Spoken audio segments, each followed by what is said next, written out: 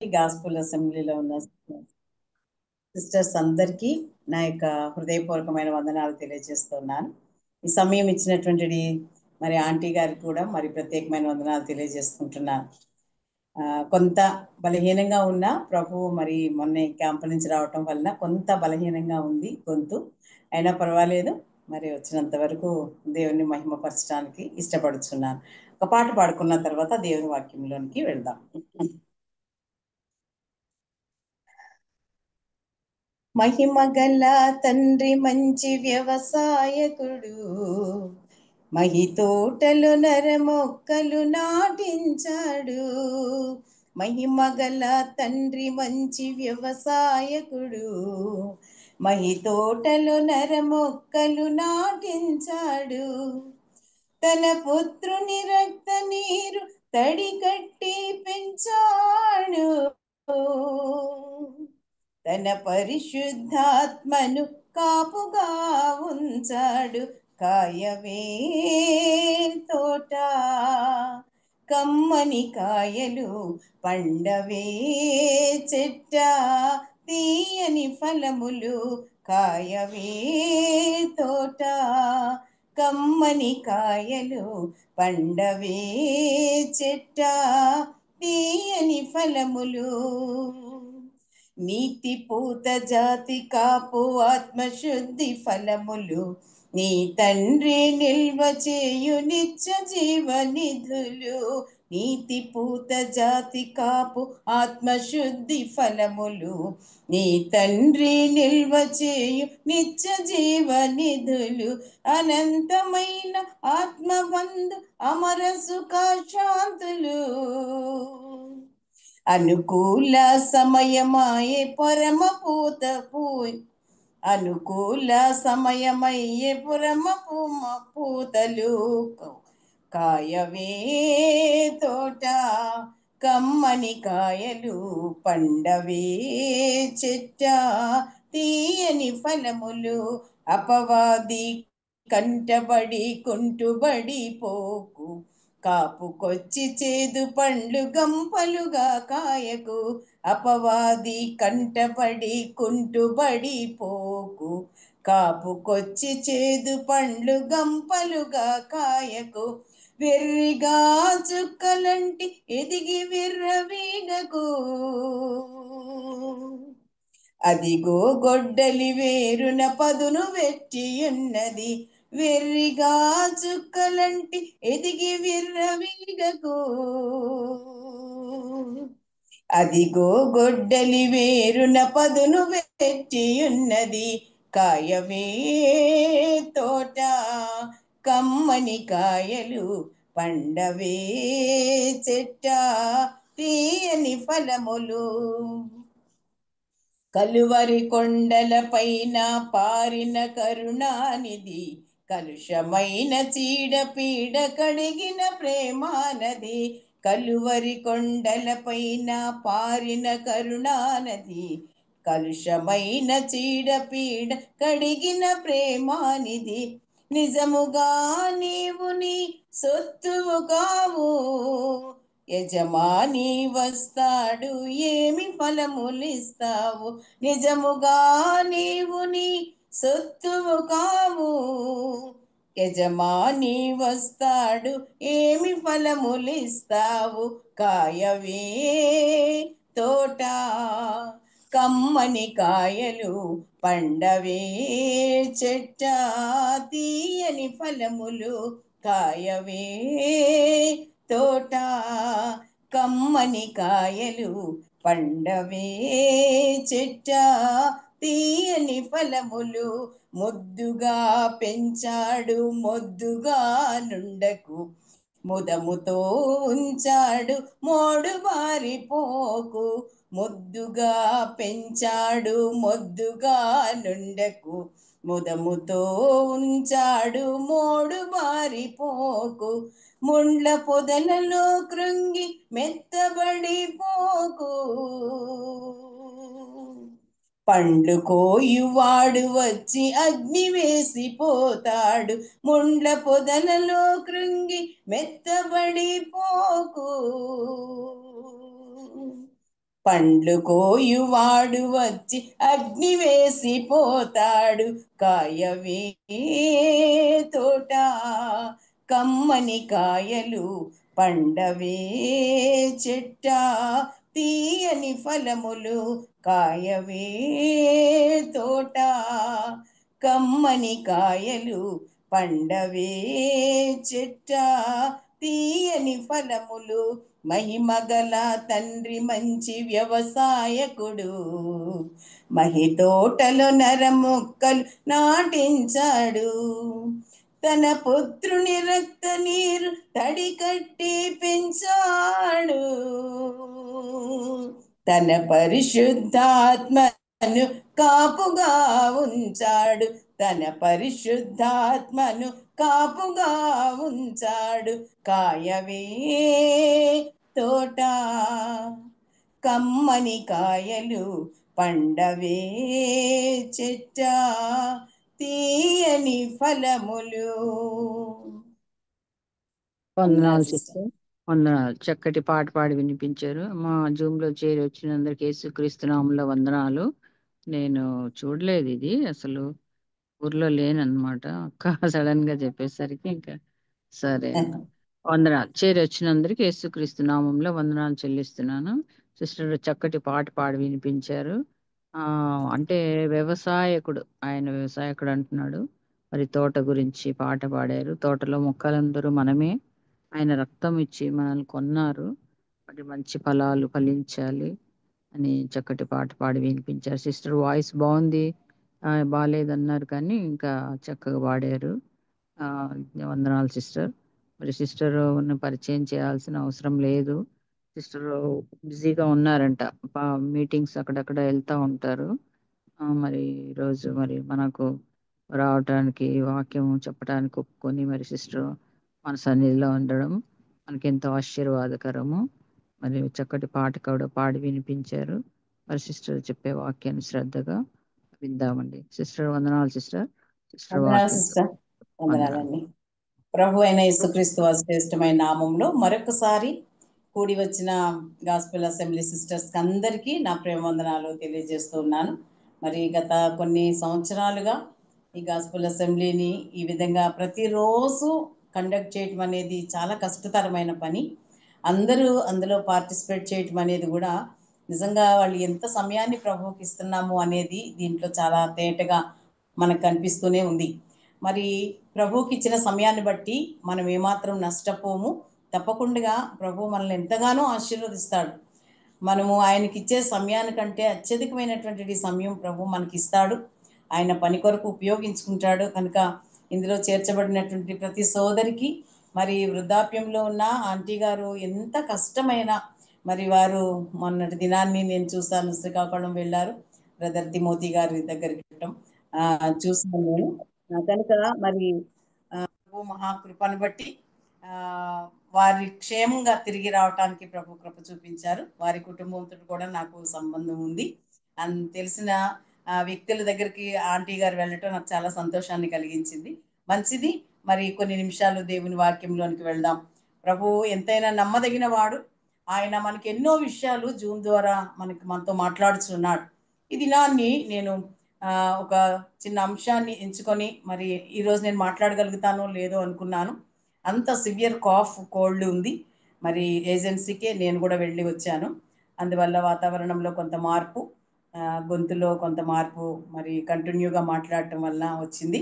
కానీ ప్రభు మరి దినాన్ని స్వస్థతనిచ్చాడు. మీ ముందు కూర్చొని మాట్లాడటానికి ప్రభు ఇచ్చిన ఆధిక్యతను బట్టి ఆయనకి ఎంతైనా వందనాలు చెల్లించవలసిన దాన్ని ఉంటున్నాను. చిన్న మాట సహాయార్థం ప్రార్థన చేసుకొని మరి ముందుకు వెళ్దాం. కరుణా సంపన్నుడైన మా తండ్రి, మనోటి మాట హృదయ ధ్యానములు మీకు అంగీకారంగా ఉండులాగున సహాయం దయచేయండి. ఎంతైనా నమ్మదగిన దేవుడవు ప్రభా, ఆశ్చర్య కార్యములు చేయగలిగిన వాడు నాయన, మాకు చాలిన దేవుడవు, మాకు ప్రభా నీ కృపలో భద్రపరుస్తున్న దేవానికి వందనాలు చెల్లించుకుంటున్నాను.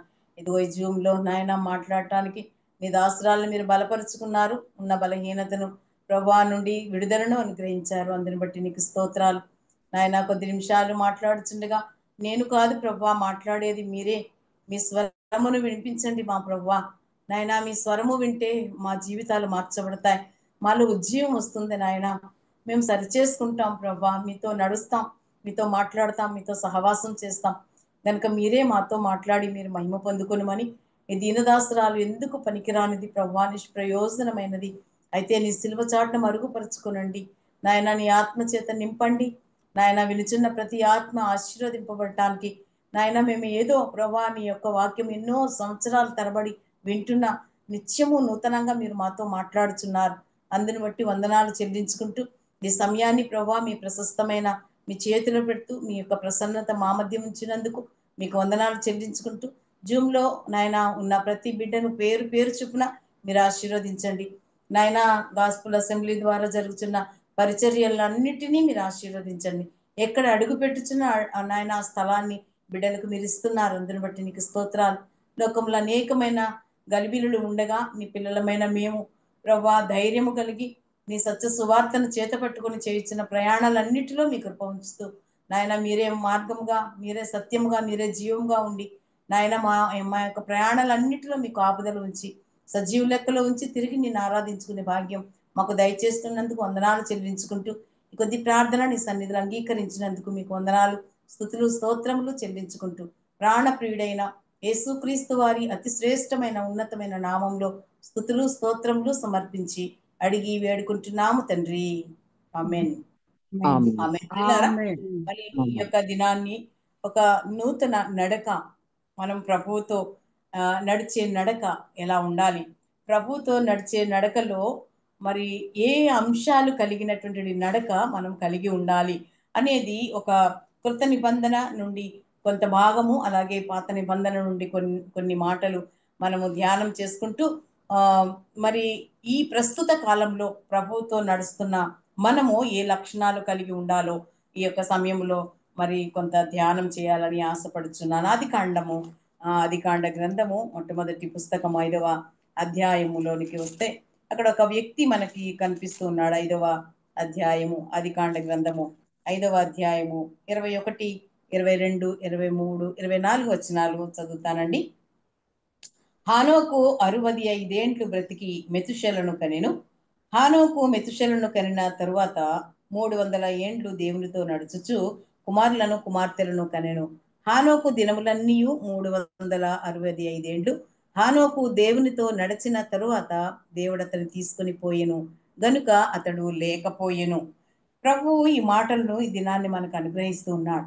హానోకు దేవునితో నడిచినటువంటి వ్యక్తిగా మనం చూస్తున్నాం. హానోకు 65 సంవత్సరములు తన యొక్క జీవితాన్ని తను జీవించాడు. ఆయన 65 సంవత్సరాల జీవితము మరి వివాహం తర్వాత అంటే బిడ్డలు కాక మునుపు 65 సంవత్సరాలు తన కోసం జీవించినట్టుగా కనిపిస్తుంది. మిగిలిన 300 సంవత్సరాలు దేవునితో నడిచాడు. దేవునితో రోజు సమీపమైనటువంటి సంబంధం కలిగి దేవునికి చాలా దగ్గరగా ఉంటూ ఆయన దేవునితో సహవాసం చేస్తున్నట్టుగా కనిపిస్తుంది. ప్రియులారా, ఆ దినాల్లో ఆరంభ దినాల్లో ఆదాము తరువాతి సంతానము ప్రబలుచున్న ఆ దినాల్లో హానోకు దేవునికి ఇంత సమీపంగా ఉండటం నిజంగా ఎంత గొప్ప సంగతి.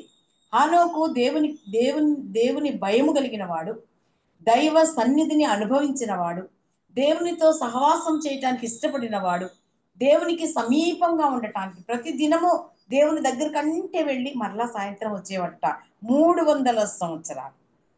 ప్రియులారా, 65 సంవత్సరాలు గడిచిన తర్వాత మెతూషల పుట్టాడు. మెతూషల తర్వాత చాలా మంది కుమార్తెలు కలిగారు. వారికి కుటుంబం ఉంది, భార్య ఉంది, పిల్లలు ఉన్నారు. కానీ ఆయన సంబంధము హెచ్చుగా దేవునితో ఉన్నట్టుగా చూస్తూ ఉన్నాం. దేవునితో ఎంతైనా మంచి సంబంధం కలిగినటువంటి వ్యక్తిగా మనము చూస్తూ ఉన్నాం. ప్రియులారా, మరి ఈ సాయంకాల సమయంలో మరి మనము దేవునితో సమీపమైన సంబంధం కలిగి ఉన్నామా? దేవునితో సంబంధం కలిగి జీవిస్తున్నామా? అసలు హానోకు జీవితంలో మనం అనుకుంటాం మాకే కుటుంబం ఉంది, పిల్లలు ఉన్నారు, సంసారం ఉంది, లేకుంటే చాలా పనులు ఉన్నాయి, చాలా మేము చేయవలసిన బాధ్యతలు ఉన్నాయి అని అనుకుంటున్నాం. కానీ హానోకుకి అంతకంటే ఎక్కువ బాధ్యతలు ఉండవచ్చు కదా. చాలా మంది కుమారులు ఉన్నారు అని వాక్యం సెలవిస్తూ ఉంది. మరి బాధ్యతలు కలిగిన హానోకు ఆ దినాల్లో మరి చాలా మంది వ్యతిరేకమైనటువంటి ఆ దేవునికి వ్యతిరేకమైన కార్యాలు చేయించిన ఆ దినాల్లో పాపము మరలా మొదలై హనోకు దినాలు నోవాహు దినాలకు వచ్చేసరికి భయానకమైన పరిస్థితులలో దేవునికి అసహ్యము పుట్టేటువంటిది, ఆయాసపడేటువంటిది, దుఃఖపడేటువంటిది దినాలు. ఆ దినాల్లో మరి హానోకు దేవునికి ఇంత చేరువుగా ఉండటానికి కారణం ఏంటంటే హానోకులో దైవ భయము ఉన్నట్టుగా మనం చూస్తున్నాం. అయితే ఆమోసు గ్రంథం 3వ అధ్యాయం 3వ వచనంలో అంటాడు, ఇద్దరు సమ్మతింపకుండా కలిసి నడవగలరా, కలిసి నడుస్తారా అని ఉంది. నిజమే కదా. ఇద్దరు సమ్మతించుట అంటే హానోకు దేవుడు సమ్మతి కలిగి ఉన్నారు, ఒక మంచి సహవాసము కలిగి ఉన్నారు, ఒక మంచి సంబంధము కలిగి ఉన్నారు. దేవునికి ఇష్టమైన మార్గంలో హానోకు నడుస్తూ ఉన్నాడు. ప్రిలారా, ఈ దినాల్లో ప్రభువుని అంగీకరించిన మనము దేవునికి ఇష్టమైన మార్గంలో నడుస్తున్నామా? ఆయన సమ్మతించే జీవితము మనలో ఉందా? మనం పరిశీలన చేసుకుంటూ ముందుకు వెళ్దాం. దేవునితో నడుచుటకు మరి మారు మనసు మొదటిగా అవసరం. దేవునితో నడవాలి అని అంటే మారు మనసు కావాలి. మారు మనసు లేకుండా క్రైస్తవులు మేము చెప్పుకుంటున్న వారు, క్రైస్తవులమని చెప్పుకుంటూ అన్య కార్యాలను చేస్తున్నవారు, దేవునికి ఆయాసకరమైన మార్గంలో ఉన్నవారు అనేక మంది నేను కూడా చూస్తున్నాను. ప్రియులారా, నేను సారిసారికి మాట ఎందుకు చెప్తానంటే, ఎంతో మందిని చూస్తున్నప్పుడు క్రైస్తవులని చెప్పుకుంటున్నారు, కానీ వారి జీవితాల్లో క్రైస్తవ్యం ఎక్కడ కనిపించట్లేదు. క్రీస్తునకు ఇష్టమైనటువంటిది, క్రీస్తునకు మరి సమ్మతింప తగినది ఆ యొక్క జీవితము వారిలో కనిపించటం లేదు. కనుక వారు మొదటిగా మారు మనసు పొంది దేవునికి సమీపంగా జీవించాలని ప్రభు కోరుకుంటూ ఉన్నాడు. మరి మొట్టమొదటి అబ్రహాము విశ్వాసులకు తండ్రి అని ఎలా పిలువబడ్డాడో, మరి దేవునితో హానోకు దేవునితో నడిచేవారందరికీ కూడా మరి తండ్రిగా పిలువబడుచు ఉన్నాడు. విశ్వాసమునకు అబ్రహాము తండ్రి అయితే, దేవునితో సాన్నిహిత్యము కలిగి, సంబంధము కలిగి, మంచి సహవాసము కలిగి, మంచి అన్యోన్యత కలిగి జీవించే ప్రతి ఒక్కరికి తండ్రి ఎవరంటే హానోకు. అంత విడదీయలేని సంబంధము దేవునికి మరి హానోకుకి కలిగి ఉన్నట్టుగా మనం చూస్తూ ఉన్నాం. ప్రియులారా, మొదటిగా హానోకు దేవునితో నడిచినటువంటి వ్యక్తిగా చూస్తున్నాం. అలాగే నేను హానోకు గురించి అంత డీప్ గా నేనేం వెళ్ళట్లేదు, కానీ అవసరాన్ని బట్టి కొంత అవుట్లైన్ మాత్రం తీసుకుంటున్నాను. హానోకు దేవునికి ఇష్టడు. రెండవదిగా హానోకు జీవితము దేవునికి ఇష్టమైనది, హానోకు ఆరాధన దేవునికి ఇష్టమైనది, హానోకు సహవాసము దేవునికి ఇష్టమైనది, హానోకు దేవునితో కలిసి నడవటానికి ఇష్టపడినట్టుగా మనం చూస్తూ ఉన్నాం. ప్రియులారా, మరి హెబ్రీలకు రాసిన పత్రికలో ఒక మాట వ్రాయబడి ఉంది. 11వ అధ్యాయము 5వ వచనంలో, హెబ్రీలకు రాసిన పత్రిక 11వ అధ్యాయము 5వ వచనంలో, హెబ్రీలకు రాసిన పత్రిక 11వ అధ్యాయము 5వ వచనంలో, విశ్వాసమును బట్టి హానోకు మరణము చూడకుండానట్లు కొనిపోబడిను, అతడు కొనిపోబడక మునుపు దేవునికి ఇష్టుడై ఉండేనని సాక్ష్యము పొందెను. ప్రియులారా, హానోకు ఒక సాక్ష్యము దేవుని దగ్గర నుంచి పొందాడు. దేవునికి ఇష్టుడై ఉండెను. ఎప్పుడు? కొనిపోబడక మునుపు. అంటే మనము కొనిపోబడే దినాల్లో ఉన్నాం. ఎప్పుడు ఆయన పిలుస్తాడో, ఎప్పుడు మనం కొనిపోబడతామో, ఎప్పుడు మనము ఈ లోకాన్ని విడిచిపెడతామో మనకు తెలియదు. గనుక మనము ఒక సాక్ష్యం కలిగి ఉండాలి. మనము దేవునికి ఇష్టలమేనా? మనము దేవునికి సమీపస్తులమేనా? మనము దేవునితో సహవాసము చేయగలిగిన వారముగా ఉంటున్నామా అని దేవుడు ఈ మధ్యాహ్న కాల సమయంలో మనతో మాట్లాడుచున్నాడు. హనోకును బట్టి క్రొత్త నిబంధన హెబ్రీ పత్రికలో చక్కని సాక్ష్యము రాయబడింది. పరిశుద్ధాత్ముడు ఆయనను గుర్చిన సాక్ష్యము రాయటానికి ఇష్టపడినట్టుగా మనం చూస్తున్నాం. హనోకు మరణము తరువాత ఆయన మరణించినట్టుగా లేదు. ఆయన మరణము చూడకుండగా ప్రభువు ఆయనను కొనిపోయాడు. ఎందుకో నేను ఆలోచన చేస్తాను, ప్రభువుకి రోజు సమీపంగా వెళ్తున్నాడు హనోకు, ప్రభువుతో మాట్లాడి సంభాషణ చేసి మరలా తిరిగి వస్తున్నాడు. ఒక దినం ప్రభు అనుకున్నాడేమో, నువ్వు రోజు నా దగ్గరికంటే వచ్చి మరలా ఎందుకు వెళ్తావు, వచ్చేయి నా దగ్గరికని చేయబట్టుకుని ఆయన దగ్గర చేర్చుకున్నాడేమో. అందుకే హనోకు ప్రభు దగ్గరికి వెళ్ళిపోయాడు. ఆయన కొనిపోబడ్డాడు. మరణం చూడకుండా ఇద్దరు వ్యక్తులు వెళ్ళినట్టుగా మనకు తెలుసు. మనకు వాక్యానుభవం కలిగిన వారం కనుక ఆ విషయాలన్నీ మనకు తెలుసు. అతడు కొనిపోబడక మునుపు దేవునికి ఇష్టుడై ఉండెనని సాక్ష్యము పొందెను. అమ్మా, ఈ దినాల్లో మనం ఎలాంటి సాక్ష్యం పొందుతున్నాం? అసలు దేవునికి ఇష్టులై ఉండుట. అందుకే లూకా సువార్త 2వ అధ్యాయం 14వ వచనంలో ఏమంటాడు? ఆయనకి ఇష్టులైన మనుషులకు భూమి మీద సమాధానము అన్నాడు. మనము ఆయనకి ఇష్టలముగా జీవిస్తే మనకు పరలోకంలో సమాధానం, భూమి మీద సమాధానం. ఆయన సమాధానం ఇవ్వటానికి ఆయన ఇష్టలైన మనుషుల కొరకు ఈ లోకంలోనికి వచ్చాడు. అంటే దేవుడు లోకంలో ఉన్న వారందరూ ఇష్టలుగా చేసుకోవటానికి ఆయన ఇష్టపడుతున్నాడు. కానీ మనము ఆయనకి ఇష్టంగా జీవిస్తున్నామా? ఆయనకి ఇష్టమైన కార్యాలు చేస్తున్నామా? ఆయనకి ఇష్టమైనట్టుగా మనం జీవిస్తున్నామా? మీరు నన్ను పోలి ఉండండి అని అంటే ప్రభువుని పోలి మనం ఉంటున్నామా? హానోకు దేవుని పోలి నడుచుకున్నాడు. హానోకు దేవునితో సమీపముగా వెళ్ళాడు. అంత సమీపమైనటువంటి సంబంధం, అంత అవినాభావ సంబంధం కలిగి ఉన్నాడు గనుక హానోకును దేవుడు పిలుచుకున్నాడు. నీకు మరణం ఇక్కడ మరణం లేదు అని పిలుచుకున్నాడు. మరణం చూడకుండా వెళ్ళిపోయినటువంటి హానోకుని మనం చూస్తున్నట్టుగా ఉన్నాం.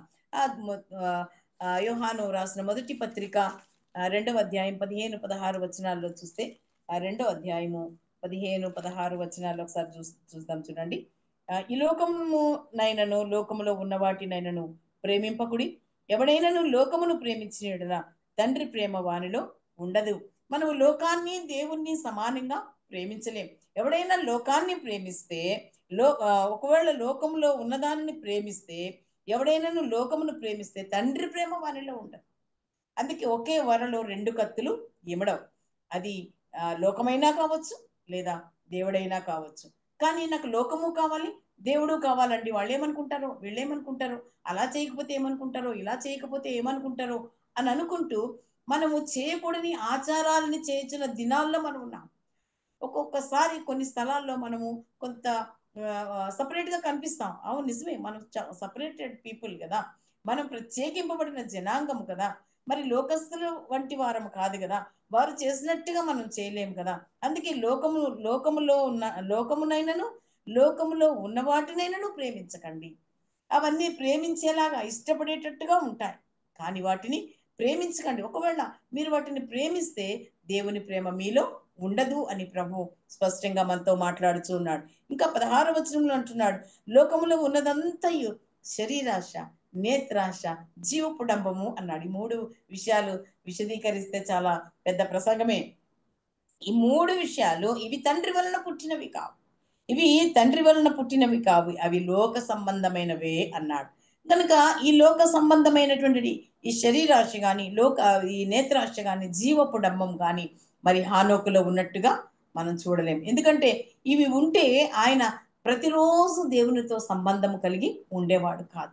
ప్రియులారా, ప్రతి నిత్యము ఒక మంచి సంబంధం కలిగి మరి హానోకు జీవిస్తున్నాడు అని అంటే ఆయనలో యథార్థత, ఆ దినాల్లో పరిశుద్ధత, ఆ దినాల్లో యథార్థత, నమ్మకత్వము, దేవునికి ఇష్టమైనట్టుగా ఉండుట, పరిశుద్ధాత్మ దేవుడు ఆయన కొరకు మరి నూతన నిబంధనలను సాక్ష్యం రాయించాడు. దేవునికి ఇష్టడైనటువంటి వాడు. ఈ దినాల్లో క్రైస్తవులమైనటువంటి మనం, కడగబడిన మనం, విమోచింపబడిన మనం, ప్రత్యేకంగా జీవిస్తున్న మనలో మనం దేవునికి ఇష్టలుగా ఉంటున్నామా? ఎంత దేవునికి ఎంత ఇష్టము కలిగి ఉంటున్నాం, ఎంత సమీపము కలిగి ఉంటున్నాం. ప్రభువునికి ఇష్టం లేని విడిచిపెడుతున్నామా? వాటిని కూడా ఒక సోదరి చెప్పారు నాకు, మన యొక్క కాళ్ళు కనాన్లో ఉంటాయట, మన యొక్క ఈ ఈ పై భాగం మాత్రం ఐగుప్తులో ఉంటదంట. ఐగుప్తు ఆలోచనలన్నీ, ఐగుప్తును విడిచినట్టు మీరు అని పాట పాడుతున్నాం, కానీ ఐగుప్తు ఆలోచనలన్నీ మనలోనే ఉంటున్నాయి. ఏదో కాడు మాత్రం కణాలలో పెట్టాం, కానీ మన ఆలోచనలు, మన తలకాయ, మన ఉద్దేశాలు, మన కోరికలు కొన్నిసార్లు ఒకవేళ మరలా తిరిగి ఐగుప్తులో ఉంటున్నాం. సగమట్టు సగమిటు ఉంటున్నామేమో, సగం లోకం సగం దేవుళ్ళలో మనం ఒకవేళ ఉంటున్నామేమో. ఈ మధ్యాహ్న కాల సమయంలో మనల్ని మనమే పరిశీలన చేసుకుందాం. అందుకే దావీదు రాస్తూ కీర్తనలలో అంటున్నాడు, ఆయన భూమి మీదనున్న భూమి మీదనున్న భక్తులే శ్రేష్ఠులు, వారు నీకు కేవలము ఇష్టలు అన్నాడు. కీర్తనల గ్రంథము 16వ కీర్తన 3వ చరణంలో మాట ఉంది. భూమి మీద ఉన్నటువంటి భక్తులు శ్రేష్ఠులు అన్నాడు. అవునండి, మనం శ్రేష్టమైనటువంటి వారు. మనము అతి శ్రేష్టమైనటువంటి దేవుని ఆరాధన చేస్తున్నాం. శ్రేష్టమైన ఆయన నామమును కొనియాడుచున్నాం. శ్రేష్టమైన ఆయనకు ఆరాధనలు, ఆయనకు ప్రార్థనలు, యాచనలు, విజ్ఞాపనలు చేస్తున్నాం. ఆయన వాటితో మనకు జవాబును ఇస్తూ ఉన్నాడు. అమ్మా, మరి ఈ దావీదు మహారాజు కూడా ఇంత చక్కని మాట, వారు కేవలము ఇష్టలు అన్నాడు. ఎవరైతే ఆయనను ఆరాధన చేస్తారో వారు ఇష్టలు, దేవునికి ఇష్టమైన వారు.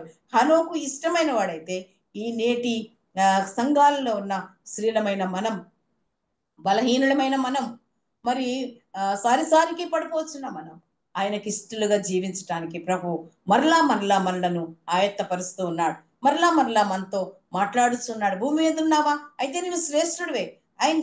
నీవంటే ఆయనకి చాలా ఇష్టం.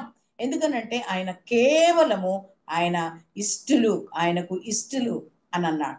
మనము ఇష్టము కలిగి ఆయన చిత్తానుసారముగా మనం బ్రతుకుతున్నామా లేదా మనలను మనమే పరిశీలన చేసుకోవాలి. మూడవదిగా హనోకు రాబోయే తీర్పును గురించి యూదా పత్రికలో ప్రకటించినట్టుగా చూస్తున్నాం. యూదా పత్రిక 15వ వచనంలో 14, 15, 16 వచనాల్లో యూదా పత్రికలో ఈ యొక్క మొట్టమొదటి ప్రవక్త కూడా హానోకే.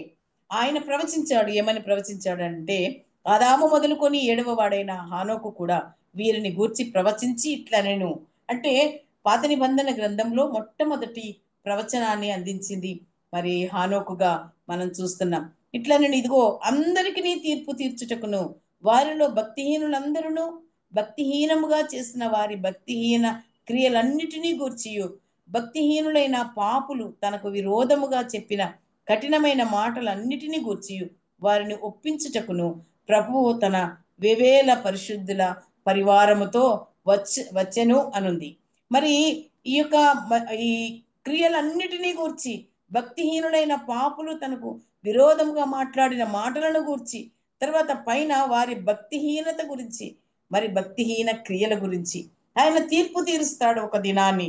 అందుకే కొరింథీయులకు రాసిన 2వ పత్రిక 5వ అధ్యాయం 10వ వచనంలో కూడా అంటున్నాడు, ఆయన క్రీస్తు న్యాయపీఠం ఎదుటికి అవి మంచివైనను సరే చెడ్డవైనను సరే దేహముతో జరిగించిన ప్రతి కార్యము గురించి క్రీస్తు యొక్క న్యాయపీఠము దగ్గరికి రావాల్సి ఉన్నది. కనుక ఈ లోకంలో ఉన్నప్పుడు మన యొక్క జీవితాలు, మన యొక్క సాక్ష్యము క్రీస్తులకు ఇష్టంగా ఉందా లేదా, ఆయన ఇష్టపడుచున్నాడా, ఆయన ప్రభు ఎక్కడైనా దుఃఖపడుచున్నాడా నా కొరకు, నేను చేసే క్రియల కొరకు, లేకుంటే నా యొక్క జీవిత సాక్ష్యం కొరకు అన్యుల మధ్య మన యొక్క సాక్ష్యం ఏమై ఉంటుంది. కనుక వారితో మన యొక్క సాక్ష్యము మరి చక్కని సాక్ష్యమును ప్రభు కొరకు కలిగి ఉండి ఆయనను ఆరాధించు వారముగా ఉండాలని ప్రభు పేరట మనవి చేస్తున్నాను. నోవాహు మారు మనసుకు సమయాన్ని అనుగ్రహించాడు. నోవాహు దినాల్లో ప్రభువు మారు మనసు పొందండి అని చెప్పి 120 సంవత్సరాలు సువార్త ప్రకటన చేయించాడు. కానీ ఒక్కరు కూడా నమ్ముకోలేదు. ఒక్క కుటుంబం మాత్రమే నమ్ముకుంది. ఆ 8 మంది మాత్రమే రక్షింపబడ్డారు. ప్రియులారా, ఈ దినాన్ని అనేక స్థలాల్లో సువార్త ప్రకటించబడుతూ ఉంది. ఎడారుల్లో, అరణ్యాల అడవిల్లో, మరి మనుషులు వెళ్ళలేని స్థలాల్లో కూడా దేవుని సువార్త ప్రకటించబడుతూ ఉన్నది. మరి నమ్మి బాప్తిసం పొందినవాడు రక్షింపబడును, నమ్మని వానికి శిక్ష విధింపబడును. కడవరి దినాల్లో మనం ఉన్నాం. అంత్యక్రీస్తు వచ్చే దినాల్లో మనం ఉన్నాం. మరి ఈ దినాలను గూర్చి వార్తలు చదువుతుంటే భయమేస్తుంది. అంటే ఇంకా రక్షణ పొందని వారి స్థితి ఏమిటి, అది భయం. మనమైతే సిద్ధంగా ఉన్నాం, ప్రభు పిలిస్తే వెళ్ళటానికి ఇష్టంగా ఉన్నాం, మరి సిద్ధంగా ఉన్నాం, సిద్ధపడి ఉన్నాం. ఇంకా ఎక్కడైనా ఒకవేళ దేవునికి ఇష్టం లేని కార్యాలు చేస్తుంటే వాటిని సరి చేసుకుని, ప్రభువా నాలో ఈ బలహీనత ఉంది నాయన, ఒకవేళ నీవు నన్ను ఇష్టడు అని పిలవలేకపోతున్నావేమో, నీకు అయిష్టమైన కార్యం ఏముందో అని వెతికి వెతికి మనం తీసి రోజు మన పాత్రను కడుక్కుంటున్నట్టుగా, మనం వంట చేయటానికి మునుపు స్త్రీలమైన మనం మన పాత్రను శుభ్రంగా కడుక్కుంటాం కదా. ప్రభు సన్నిధికి మనం పడకలకి వెళ్ళే ముందు మన పాత్రను శుభ్రంగా కడుక్కోవాలి. ఒకవేళ పడకలో ఉన్నప్పుడు ప్రభువు పిలిస్తే మన పాత్ర ఎక్కడైనా అశుభ్రంగా ఉందేమో, ఇష్టం లేని కార్యం ఉందేమో, ఆయాసకరమైన మార్గం ఉందేమో, కనుక మనల్ని మనం శుభ్రపరుచుకుంటూ ప్రతినిత్యము సిద్ధంగా ఉండి, ప్రభువా మీరు ఎప్పుడు పిలిచినా హనోకుని పిలిచినట్టుగా మమ్మల్ని పిలిస్తే మేము పరిగెత్తుకొని మీ దగ్గరికి రావాలి. ప్రభువా మీ పిలుపు అందుకున్న వెంటనే మేము ఇక్కడ కళ్ళు మూస్తే అక్కడ తెరిచేలాగా ఉండాలి. కనుక మనము సిద్ధము కలిగి ఆయనకి ఇష్టమైన పాత్రలుగా ఉండాలి. మరి అదే 24వ వచనంలో అంటున్నాడు, హానోకు కొనిపోబడెను అని ఉన్నది. ప్రియులారా, మరణాన్ని రుచి చూడలేదు హానోకుని దేవుడు పిలుచుకున్నాడు. నువ్వు ఇక్కడ ఉండుట కంటే నా దగ్గర ఉండుట శ్రేష్టము, నువ్వు ప్రతినిత్యము అక్కడికి ఇక్కడికి తిరగనవసరం లే, నీవే నా దగ్గర ముందు అని చెప్పి ఆయన కొనిపోబడినట్టుగా మనం చూస్తున్నాం. పాత నిబంధన గ్రంథములో మరి హానోకు దేవునికి ఇష్టమైనట్టుగా నడిచాడు. దేవునికి ఇష్టమైన నడక హానోకు నడిచినట్టుగా మనం చూస్తున్నాం. మరి ఇదే మాటను క్రొత్త నిబంధనలో మన నడక ఒక నూతనమైనటువంటి నడక మనం కలిగి ఉండటానికి ప్రభువు కొన్ని మాటలు మరి సాదృశ్యంగా హానోకును పెట్టాడు. ఆయన దేవునికి ఇష్టమైన నడక నడిచాడు, దేవుని దగ్గరికి కొనిపోబడ్డాడు. మరి ఇప్పుడు మన నడక ఎలా ఉంది? ఎఫ్ఎస్సీలకు రాసిన పత్రిక ఎఫ్ఎస్సీలకు రాసిన పత్రిక 2వ అధ్యాయానికి వద్దాం ఒకసారి. ఎఫ్ఎస్సీలకు రాసిన పత్రిక 2వ అధ్యాయం 1 నుండి 10 వచనాల్లో ఆయన మనతో మాట్లాడుచున్నాడు. 1 నుంచి 3వ వచనం వరకు చూస్తే మన స్థితిని గురించి ఆయన మాట్లాడుచున్నాడు. మన పరిస్థితి ఎలా ఉందంటే, మీరు అపరాధముల చేత పాపముల చేత మీరు చచ్చిన వారై ఉండగా ఆయన మిమ్మును క్రీస్తుతో కూడా బ్రతికించెను. మీరు వాటిని చేయుచు వాయుమండల సంబంధమైన అధిపతిని అనగా అవిధేయులైన వారిని ఇప్పుడు ప్రేరేపించు శక్తికి అధిపతిని అనుసరించి ఈ ప్రపంచ ధర్మము చొప్పున మునుపు నడుచుకుంటుని వారితో కలిసి మనమందరము శరీరం యొక్కయు మనసు యొక్కయు కోరికలను నెరవేర్చుకొనుచు మన శరీరాశలను అనుసరించి మునుపు ప్రవర్తించుచు కడమవారి వలనే స్వభావ సిద్ధముగా దైవోగ్రతకు పాత్రులమై ఉంటిమి. ఇది మన మునుపటి స్థితి. మునుపు ఎలా ఉన్నామంట? పాపముల చేత అపరాధముల చేత చచ్చిన వారముగా ఉన్నాం. అంతేకాదు ఈ ప్రపంచ ధర్మము చొప్పున మునుపు నడుచుకుంటుమి. చూసారు కదా పిల్లారా, క్రైస్తవులు ఈ దినాన్ని చేయకూడని కార్యాలన్నీ చేస్తున్నారు.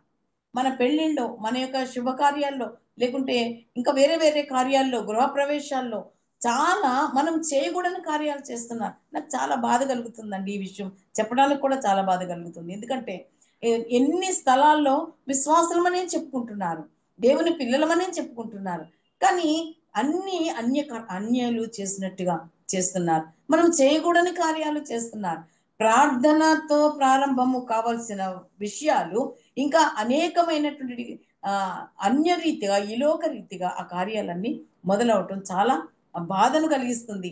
మరి నాలాంటి వాళ్ళు ఖండిస్తే ఈమె ఎప్పుడు ఇలాగే చెప్పుద్ది, ఏం చేయొద్దు అని అంటది అని అనుకుంటారేమో. కానీ అనుకున్నా నాకేం ఇబ్బంది కాదు. కానీ ఉన్నది ఉన్నట్టుగా వాక్యానుసారముగా మాత్రము మనం బోధించవలసిన వారముగా, ఖండించవలసిన వారముగా, అవసరమైతే బుద్ధి చెప్పవలసిన వారముగా ఉన్నాము. ప్రభు అందుకే మనల్ని పెట్టినట్టుగా మరి నాకు నేను ఆ విషయంలో చాలా స్ట్రిక్ట్ గా ఉండటం జరుగుతుంది. ప్రియులారా, ఈ 2వ వచనంలో మీరు వాటిని చేయొచ్చు అన్నాడు. వేటిని?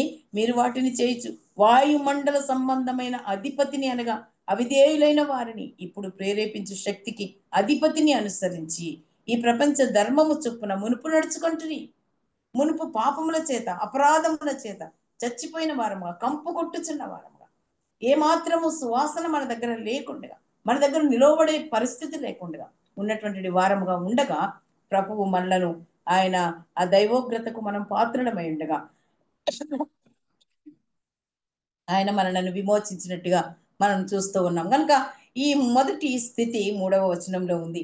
మనము పాపముల చేత అపరాధముల చేత చచ్చిన వారముగా ఉన్నట్టుగా మనం చూస్తున్నాం. ప్రియులారా,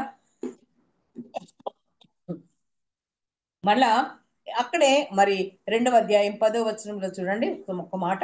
2వ అధ్యాయం 10వ వచనంలో, మరియు వాటి యందు మనము నడుచుకొనవలనని దేవుడు ముందుగా సిద్ధపరిచిన సత్క్రియలు చేయుటకై మనము క్రీస్తు యేసునందు సృష్టింపబడిన వారమై ఆయన చేసిన పని అయి ఉన్నాము. సత్క్రియలందు నడవాలి. మొదటిగా ఈ యొక్క 2వ అధ్యాయము 1 నుంచి 10 వచనాల్లో కొన్ని మాటలు మన కొరకు ప్రభు రాయించుంచాడు. ఒకటి, సత్క్రియలందు నడవాలి. అసలు సత్క్రియలు అంటే న్యాయముగా నడవాలి. మరి మీకా గ్రంథము 6వ అధ్యాయం ఒకసారి చూద్దాం. మీకా గ్రంథము, పాత నిబంధన గ్రంథంలో మీకా గ్రంథము మీకా గ్రంథము 6వ అధ్యాయం 8వ వచనం. అసలు సత్క్రియలు అంటే ఏంటి? న్యాయం. సత్క్రియలు అంటే న్యాయముగా నడవటం. న్యాయంగా నడవటం అంటే, మనుష్యుడా ఏది ఉత్తమమో అది నీకు తెలియచేయబడి ఉన్నది. న్యాయముగా నడుచుకుంటయు, కనికరమును ప్రేమించుటయు, దీన మనస్సు కలిగి నీ దేవుని ఎదుట ప్రవర్తించుటయు ఇదే కదా యెహోవా నిన్ను అడుగుచున్నాడు అనంది. ప్రియులారా, మనము దేవుని ఏమి అడగాలి?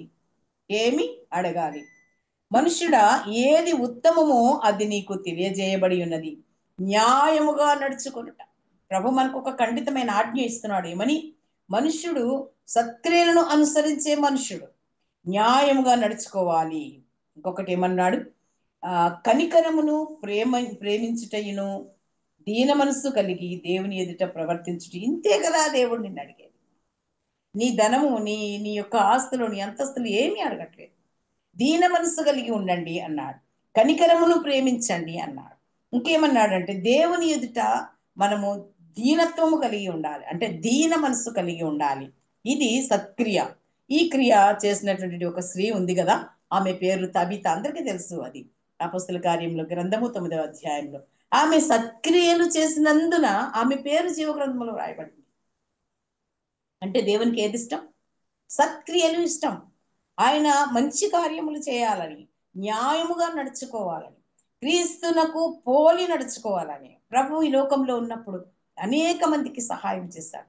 గుడ్డి వారిని, కుంటి వారిని, చనిపోయిన వారిని, కుష్టు రోగులను ఆయన దగ్గరికి తీసుకున్నాడు. మనం చేస్తున్నాం ఆ కార్యాలు. ఎంతో మంది దీనదాసులు దేవుని కార్యాలు చేస్తున్నారు. ఇట్లాంటి వారికి ఎంతో మంది సహాయపడుచు ఉన్నారు. దోర్క తన సాక్ష్యమును బట్టి తన యొక్క పేరు జీవగ్రంథములో వ్రాయబడినట్టుగా మనం చూస్తూ ఉన్నాం. ప్రియులారా, మరి తీతుకు రాసిన పత్రిక 2వ అధ్యాయము 14వ వచనంలో ఒక మాట చూద్దాం. తీతుకు రాసిన పత్రిక 2:14 వచనం, 2వ అధ్యాయం 14వ వచనంలో ఒక మాట, ఆయన సమస్తమైన దుర్నీతి నుండి మనలను విమోచించి సత్క్రియలు యందు ఆసక్తి గల ప్రజలను తన కోసరము పవిత్రపరుచుకొని తన సొత్తుగా చేసుకొనుటకు తన్ను తానే మన కొరకు అప్పగించుకొనెను అన్నది. సత్క్రియలు యందు ఆసక్తి గల ప్రజల కొరకు ఆయన తన్ను తానే అర్పించుకున్నాడు బలిగా. సత్క్రియలు చేయాలని, మనము ఆయనకి ఇష్టముగా జీవించాలని, మనము ఆయన కొరకు జీవించాలని ప్రియులారా, ఆయన మన కొరకు తన్ను తానే బలిగా అర్పించుకున్నట్టుగా చూస్తున్నాం. పవిత్రపరచుకొని తన ప్రజలను తన కోసం పవిత్రపరచుకొని తన సొత్తుగా చేసుకోవటానికి. అందుకే పేతురు పత్రికలో అన్నాడు, వారు నా సొత్తు, నేను ఏర్పరచుకున్నాను నా జనాంగం, చీకటిలో నుండి ఆశ్చర్యకరమైన వెలుగులోనికి నేను నడిపించాను. అందుకే వారు నా సొత్తు, ఏర్పరచబడిన ప్రజలు, రాజులైన యాజక సమూహము, మునుపు ప్రజలు కాదు కానీ ఈ దినాన్ని నా ప్రజలు అన్నాడు. కనుక మనం ఏ నడక నడుస్తున్నాం? సత్క్రియలతో కూడిన నడక నడుస్తున్నామా? హానోకు సత్క్రియలతో కూడిన నడక నడిచినట్టుగా మనం చూస్తున్నాం. హానోకు దేవునికి, మనుషులకు, కుటుంబానికి కూడా న్యాయంగా నడిచాడు. న్యాయమైనటువంటి కార్యాలు చేస్తాడు. కనుకనే దేవుడు ఆయన కొరకు రాయించాడు, దేవునికి ఇష్టడుగా జీవించిన వాడు అని. ఆయన మరణము కొనుపోబడిన తర్వాత ఆయన కొరకు సాక్ష్యము వ్రాయబడింది. రెండవదిగా వ్యక్తిగత నడక. వ్యక్తిగతమైనటువంటి నడక. వ్యక్తిగతంగా మన నడక ఎలా ఉంటుంది? ఎఫెసీయులకు రాసిన పత్రిక 4వ అధ్యాయం, ఎఫెసీయులకు రాసిన పత్రిక 4వ అధ్యాయానికి ఒకసారి వస్తాం. 4వ అధ్యాయం, ఎఫెసీయులకు రాసిన పత్రిక 4వ అధ్యాయం 1-3 వచనాలు. కాబట్టి మీరు సమాధానమును సంబంధము చేత ఆత్మ కలిగించు ఐక్యమును కాపాడుకొనుట యందు శ్రద్ధ కలిగిన వారై ప్రేమతో ఒకరినొకడు సహించుచు మీరు పిలువబడిన పిలుపునకు తగినట్లుగా దీర్ఘశాంతముతో కూడిన సంపూర్ణ వినయముతోను సాత్వికముతోను నడుచుకొనవలనని ప్రభువును బట్టి ఖైదీనైన నేను మిమ్మును బ్రతిమాలుకొనుచున్నాను అన్నాడు. ఈ యొక్క వ్యక్తిగత నడక చాలా ప్రాముఖ్యమైనది ప్రియులారా. ఈ నడక అంటే నమ్మి బాప్తిస్మం పొందిన తరువాత మన యొక్క జీవితాల్లో నూతనంగా బాప్తిస్మం పొందిన బిడ్డలు వారి యొక్క నడవడికలో మార్పు కనిపించాలి. మునుపు ఉన్నట్టుగా, నిన్న ఉన్నట్టుగా ఈ దినం ఉండకూడదు. నిన్నటి నడక వేరు, ఈ దినము నుండి నీవు నడిచే నడక వేరు. నమ్మి బాప్తిస్మం పొందిన బిడ్డలు వారి నడకలో వ్యత్యాసం ఉందో లేదో గమనించవలసిన బాధ్యత తల్లులముగా, మరి వారికి ఆత్మీయ తల్లులముగా మన పైన ప్రభు బాధ్యతను పెట్టి ఉన్నాడని విశ్వసిస్తూ ఉన్నాను. ఈ నడకలో ఈ యొక్క 4వ అధ్యాయంలో 7 మాటలు కనిపిస్తున్నాయి, 7 లక్షణాలు కనిపిస్తున్నట్టుగా మనం చూస్తున్నాం. చూడండి, కాబట్టి మీరు సమాధానమును బంధము చేత అన్నాడు. నంబర్ 1 సమాధానము. ఇది ఒక లక్షణం. ఇది వ్యక్తిగత నడకలో, దేవునికి ఇష్టమైన నడకలో సమాధానం ఒకటి. చాలా మంది దగ్గర సమాధానం ఉండదండి.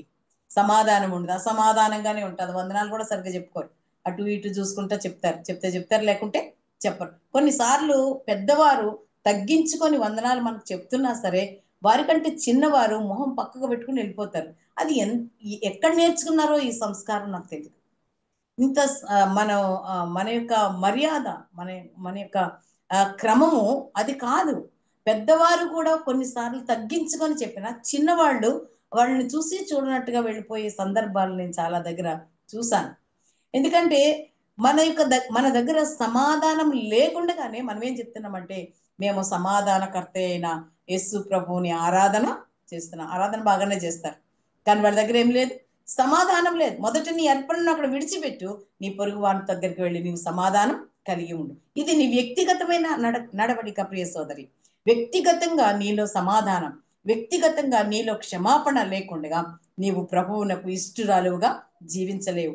ఒకవేళ అనుకుంటున్నావేమో, నేను చాలా పనులు చేస్తున్నాను కాబట్టి ప్రభు నాకు ఇష్టురాలుగానే ఉన్నాను అని. కానీ మనసులో ఒక కాన్షియస్ మనతో మాట్లాడుతుంటుంది, నీవు విరోధ భావం కలిగి ఆరాధన చేస్తున్నావు, నీ విరోధ భావం కలిగి ప్రార్థన చేస్తున్నావు, నీ విరోధ భావం కలిగి నిద్రపోతున్నావు.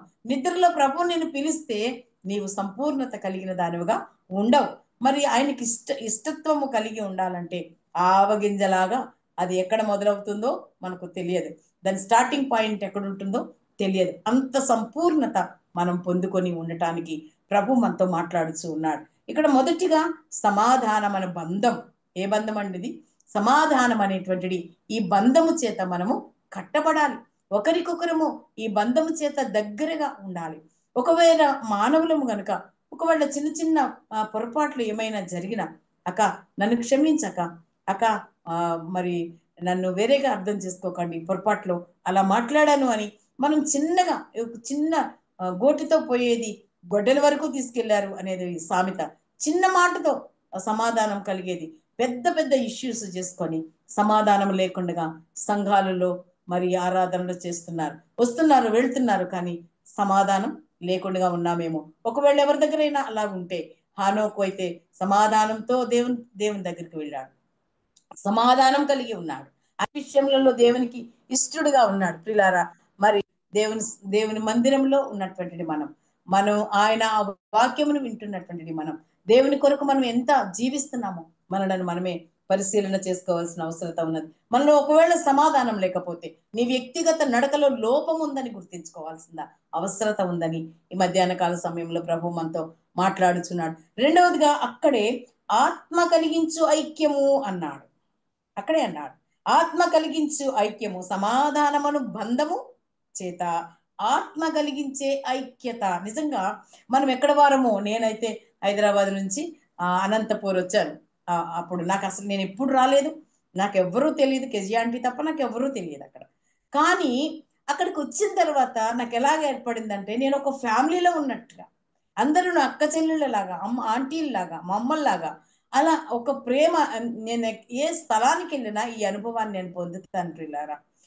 నాకు ఎంత తెలియని వారైనా సరే వారితో చాలా దగ్గరగా మింగిల్ అవటం, వారిని మనసుకు హత్తుకునేలాగా ఉండటం.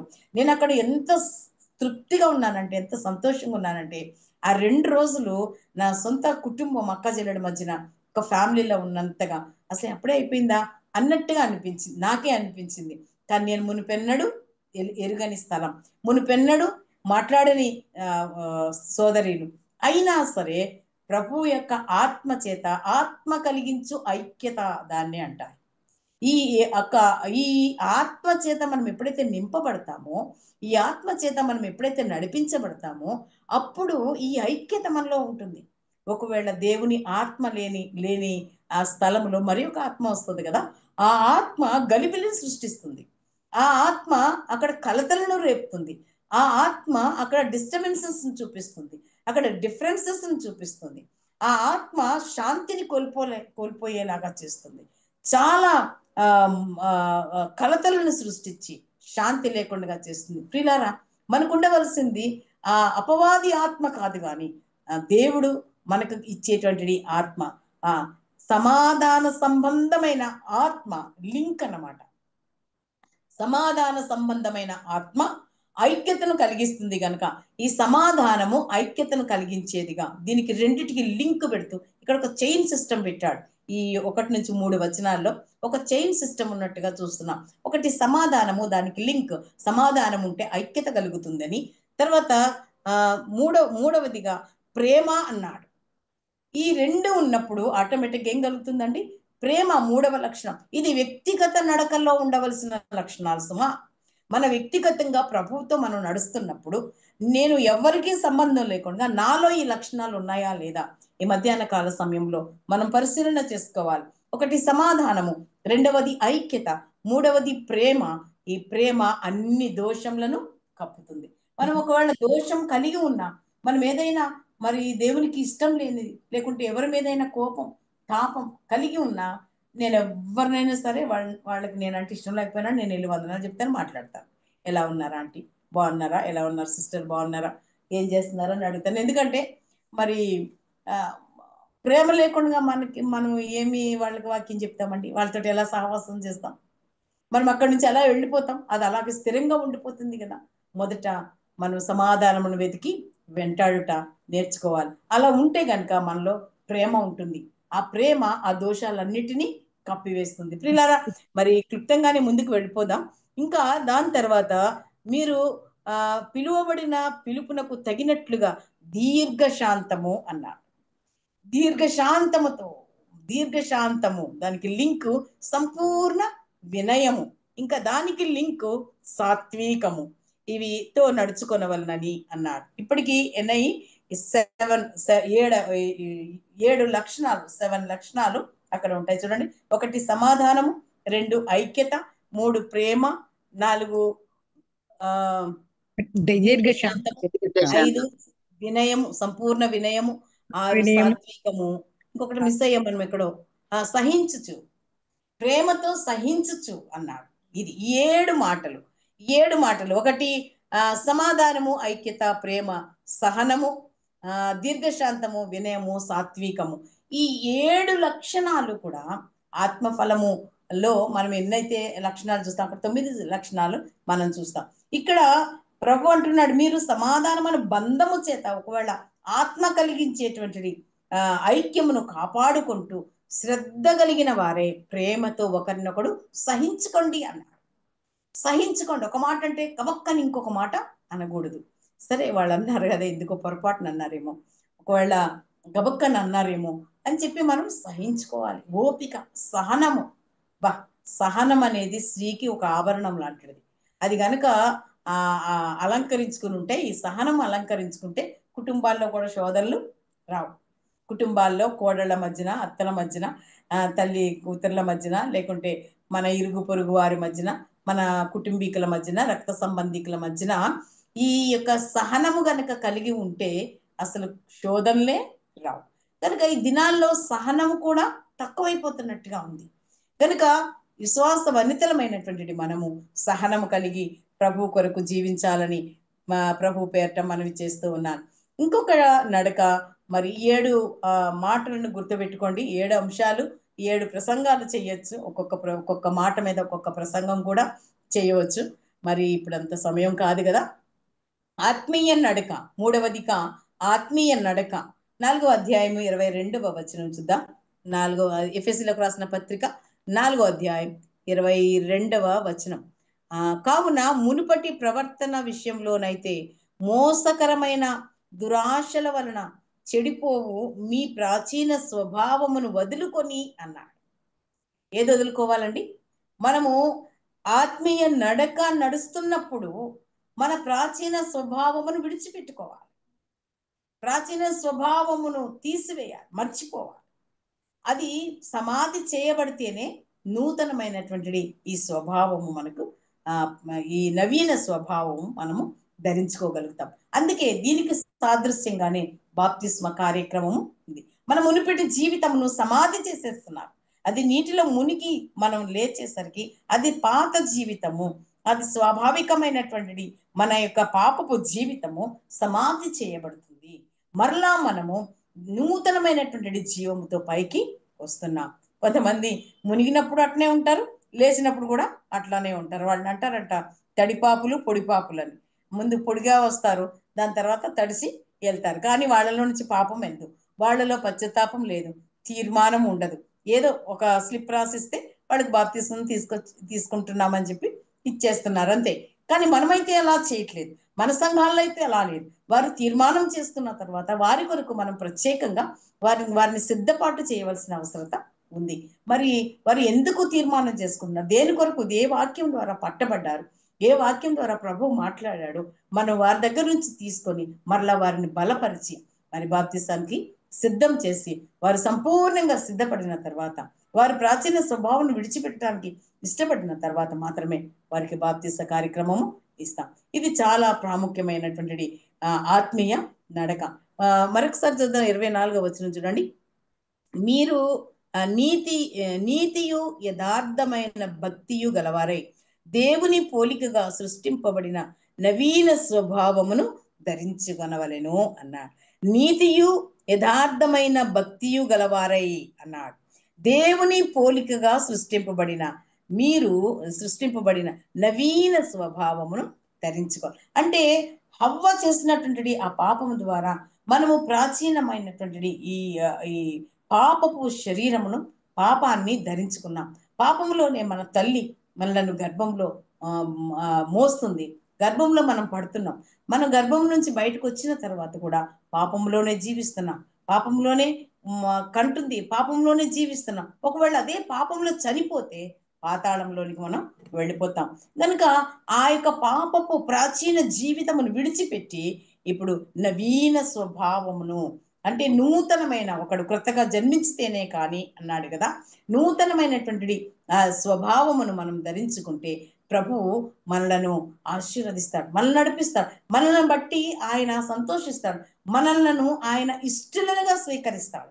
హనోకును ఇష్టనిగా స్వీకరించిన దేవుడు ఈ దినాన్ని నన్ను కూడా ఇష్టురాలుగా, ఈమె నాకు ఇష్టమైనటువంటిది, ఈమె నాకు ఇష్టురాలు అని చెప్పి ఈ యొక్క కుమార్తె నాకు ఇష్టమైన కుమార్తె అని ఆయన తన రొమ్మున మనల్ని చేర్చుకోవటానికి సిద్ధపడుచు ఉన్నాడు. అమ్మా, మరి ఈ యొక్క వాక్యం వింటున్న మనము ఎక్కడైనా మన నడకలో ఎక్కడైనా వంకర్ టింకర్ నడకలు ఉన్నాయేమో. సాతాను నడుస్తుంది కదా, ఇట్లా ఇట్లా ఇట్లా ఇట్లా ఇట్లా నడుస్తుంది, అది స్ట్రైట్ గా నడవదు, దాని నడక వంకర్, దాని ఆ యొక్క స్ట్రక్చర్ వంకరగా ఉంటుంది. అది ఎప్పుడు కూడా వంకర నడకే నడుస్తుంది కానీ ఎప్పుడు కూడా నిదానంగా నడవదు. ఒకవేళ సాతాను క్రియలలో మనం ఉంటే కనుక మనము వంకర జీవితం ఎక్కడైనా ఉందేమో, దేవునికి ఇష్టం లేని జీవితం, కయీను జీవితం ఎక్కడైనా మనకు ఉందేమో, ఒకవేళ యాషావు జీవితము మనకి ఎక్కడైనా ఉందేమో, ఒకవేళ మనలను మనమే పరిశీలన చేసుకుంటే మనం ఏం పోగొట్టుకుంటున్నామో, దేనికి దూరంగా ఉంటున్నామో ప్రభువు మనకు బయలుపరుస్తూనే ఉంటాడు. మనసాక్షి గర్దిస్తూనే ఉంటుంది.